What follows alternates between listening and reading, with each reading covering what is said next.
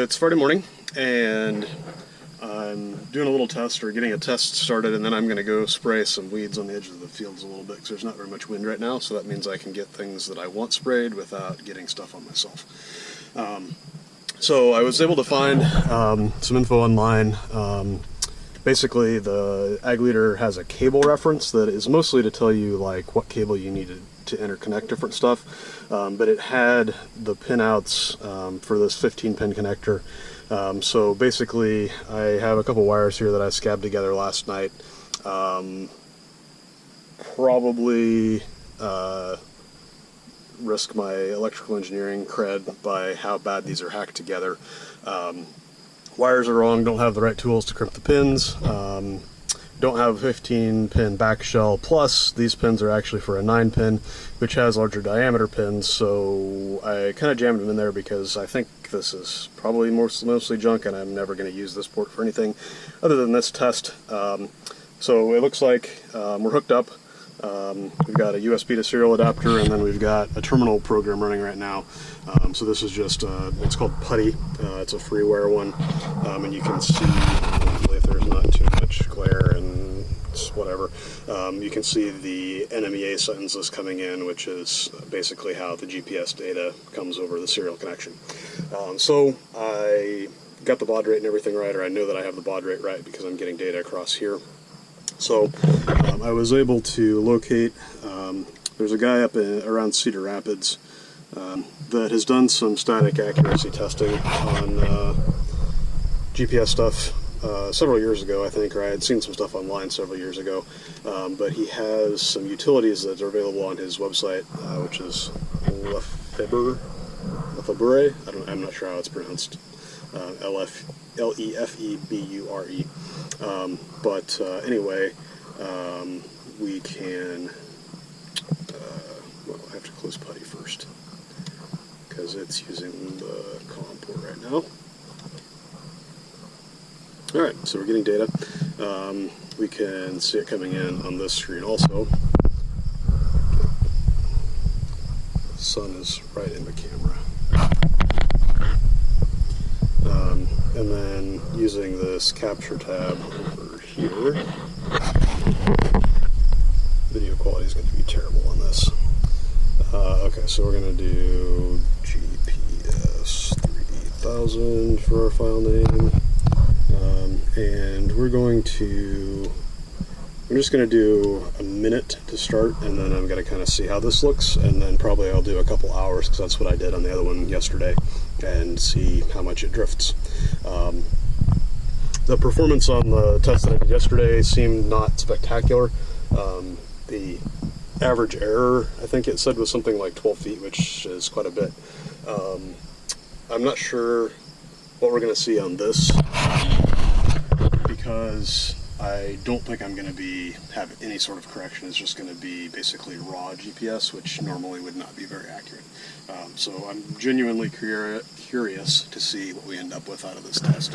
So it's the middle of the afternoon now, and I don't think, take a video after I finished up the GPS test this morning, but it looks like the old Ag Leader / Trimble receiver that was in here before, even uncorrected, that appears to be more accurate, or at least more stable in a fixed position than that relatively new Garmin that should have a WAS correction. Have a little bit more testing to do, but not what I was expecting to find, so we'll keep you posted of what I discover as I continue down the rabbit hole, but interesting, I guess. This afternoon, so far, I've been working on getting the combine lubed up and everything. So the owner's manual has all of the maintenance stuff by hours, and every year pre-season, basically, we go through all of it. So all of the stuff from 50 hours to 2,000 hours, greases, checks, and then there's a few other things that we check besides that. Mostly we're checking the fluid levels in gearboxes, things like spring tension, like this, So normally a lot of the belts will have a spring tensioner, and then a metal piece that you basically compress the spring to that height, and that'll give, you know, whatever force they want on those belts to keep them tight so they don't slip. And then just kind of checking over a few things, a few adjustments on some of the variable speed pulleys. Most of the drives on this, or a lot of the drives on this are belts. I think in general, for a lot of things, belts are more efficient than hydraulics and probably less expensive as far as the pieces involved as well. But one of the problems you have is, how do you have a belt that changes speed? And that is basically by adjusting how wide. I mean, instead of being just a fixed pulley like these guys, where it's riveted together at a certain width, you have sheaves, individual halves, and then some mechanism to adjust the width between them. And usually you'll have the opposite set of pulleys will be spring loaded. So there's a few things that we need to check and adjust on those, just to make sure that when we're at one extreme, that we're not, basically we have enough preload on the belt so that it doesn't get loose at the other end because it runs out of spring compression to squeeze the other set of shifts together. Right now I have been through a lot of the greasing on the sides and stuff. I'm working up in the grain tank, basically I guess everything harvester wise drives. So the engine is back here up high, and then there's a gearbox, and if you can see the spleen shaft there, then there's a drive shaft that goes through the gear tank to this gearbox, and then the main counter shaft is kind of underneath the front of the grain tank behind the cab, and this end of that primary counter shaft drives the head stuff. So the belt up here has an electric clutch on it that engages, and then that powers the feeder house, the chain that pulls the crop up into the combine, as well as all of the head mechanical stuff. And then the other end of that shaft basically drives all the separator, so the mechanical stuff on the combine itself for most of it. And what I'm working on right now is greasing the universal joints, the flex joints in that drive shaft. So I've got it partly torn apart, but I got up there with the wrong wrenches, so we're going to get the big dog channel locks and get to work. So I open the grain tank now, and need to grease this universal, the cross, technically, I guess, the cross part of the universal joint, but we need to find the grease zerk, because we have to have it turned a certain direction to be able to reach it. So maybe we need one notch down here.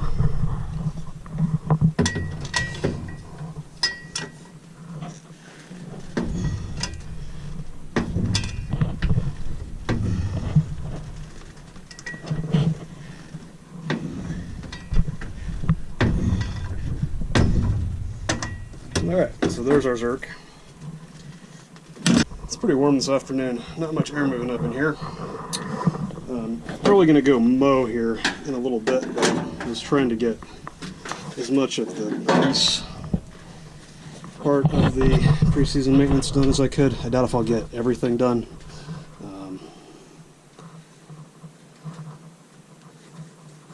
I have been partly following the book and partly freestyling, I guess, based on which side of the combine I was on and things that I knew were there.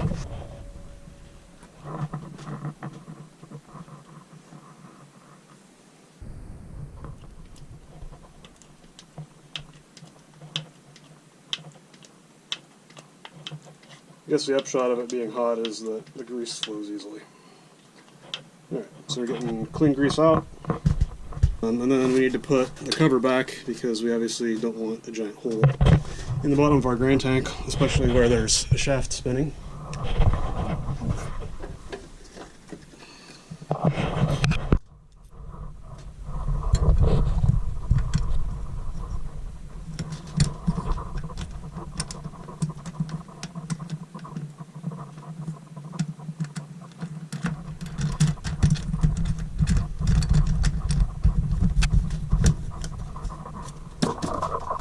And then we're going to take some nifty Gorilla Tape and seal this up. It actually has some foam gasket underneath, but it's kind of disintegrated. Since we just do this once a year, this works pretty well.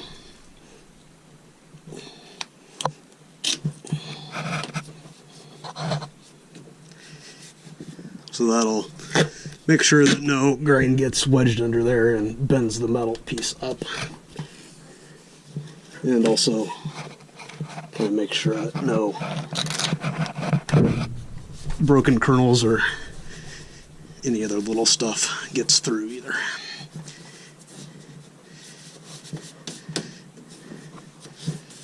Okay, now to the back end. So you can kind of see where the flare is here. There's another one back here, and if I remember right, the easiest way to do it is to crawl around the outside and then lean over the back side of the grain tank. We are nestled into position here now. I did forget I needed to stick out the unloading auger, otherwise there's no place to sit here. So basically the engine is on the other side of this contraption, which is all the gear case stuff. The clutch that turns on the separator is in there somewhere. And this is the other end of that shaft that we need to grease.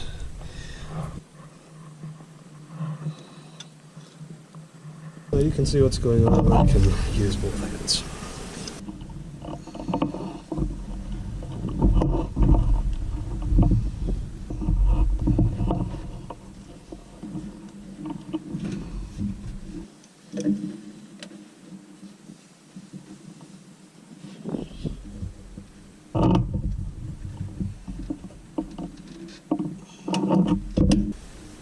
Yeah.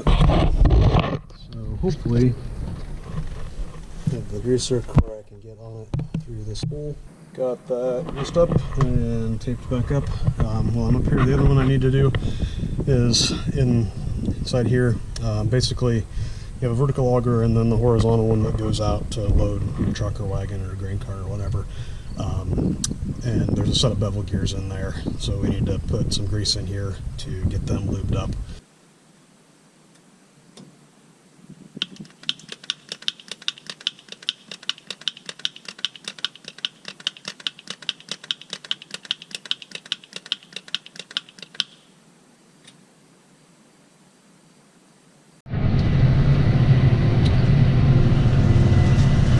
About 6 o'clock now, and we've been mowing for maybe an hour, hour and a half.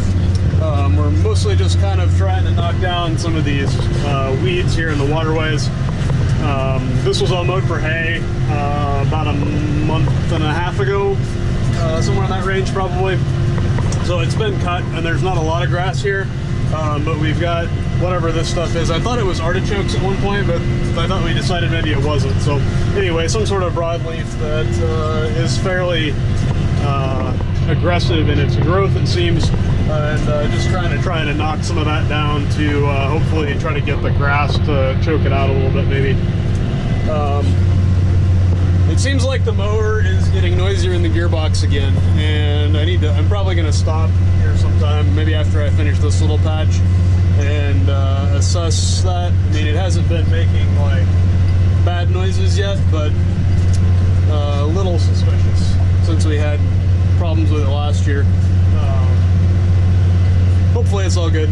Part of my motivation for mowing this afternoon was that we had a small chance of rain, and my hope was that if I was mowing, maybe I could get rained out and we would get a shower, but it didn't quite turn out that way, it doesn't seem. Actually, I don't know, there is a little bit of some clouds over that way, so maybe there's still hope. We are supposed to have some chances of rain here in the next few days, Sunday, Monday, I think. So hopefully we'll get at least a little bit of a shower and help the beans finish off. A lot of the corn, I think, is about done, or at least it's pretty variable. You can kind of see there's areas that are a lot more brown than others, or areas that are still green, but it seemed like a lot of the shucks on this variety here, which should have been kind of about mid-season for the stuff that I have this year, as far as maturity range, Seemed like a lot of the shucks were pretty brown. I haven't pulled an ear off of this, but probably will on my way out of the field, so we'll kind of check things out and see how it looks. So this is how dry we are right now. I'm mowing through cattails and willow trees. Normally would not really be able to mow this without getting stuck. The county also sort of screwed around with the ditch a little bit over here on this dirt road, which might be about to get interesting here. But this is, I guess, one upshot of being dry is that you can kind of mow up some areas where saplings are growing that we often wouldn't be able to get to.